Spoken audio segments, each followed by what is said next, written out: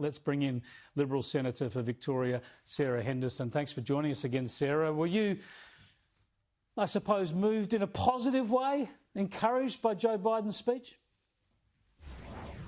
Well, Chris, good afternoon, and I am encouraged. I think certainly the relationship between the United States and China is a critical one for our country, and I think he made some very good observations, including the very serious concerns that we have about human rights abuses in China. Of course, as we know, Chris, this is an incredibly important relationship, but our national values and our sovereignty reign supreme, and so it is an important balancing exercise as we consider all of the challenges in our relationship with China.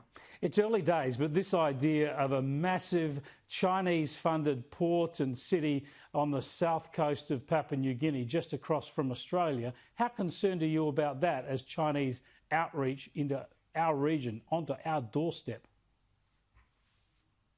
Well, the PNG island of Daru is about 200 kilometres from the mainland of Australia and in the Torres Strait. And I've received a briefing from the Foreign Minister's office. I'm told that this is only speculation. It appears to be nothing more than a bit of a thought bubble from a Chinese investor. Certainly, the Australian government is having very positive discussions with the PNG government about developing a fisheries industrial park on the island, which is very positive. And of course, we're very concerned about food and water security, about our environmental responsibilities, and about the Torres Strait, of course, and all those who inhabit the Torres Strait. So I'm certainly very confident that those discussions will progress positively. I would expect, Chris, that there would be strong representations being made that this proposal by this Chinese investment firm is not a good idea. Well, we gave them the Port of Darwin on a 99-year lease, so I don't know how we can complain too much about this. It underscores the need for Australia and other Western liberal democracies to invest economically and strategically in the Pacific, doesn't it?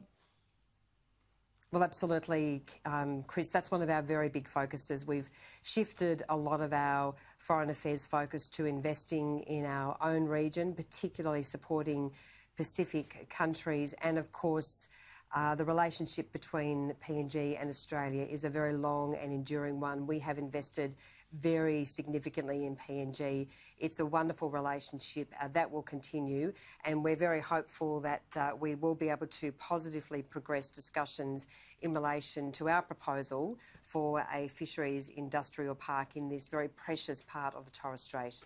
Look, there's a very big idea that a lot of people in this country have talked around in various forums for 30 years. But just at the moment, when we're worried about the strategic outreach of China, when we've got a bit of a dud with our submarine program at the moment, we're supposedly committed to getting net zero emissions and getting a good, stable electricity grid, why aren't we seriously discussing in this country the option of developing our own domestic nuclear power industry and, along with it, running American-built nuclear-powered submarines? A win for the economy, a win for us strategically in defence terms, and a win for the environment.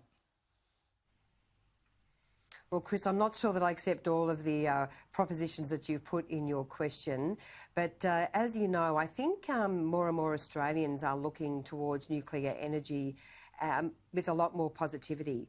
We have had a parliamentary inquiry looking into the current prohibition against the development of nuclear energy in this country, and I certainly know and can see a lot less opposition from the likes of Labor.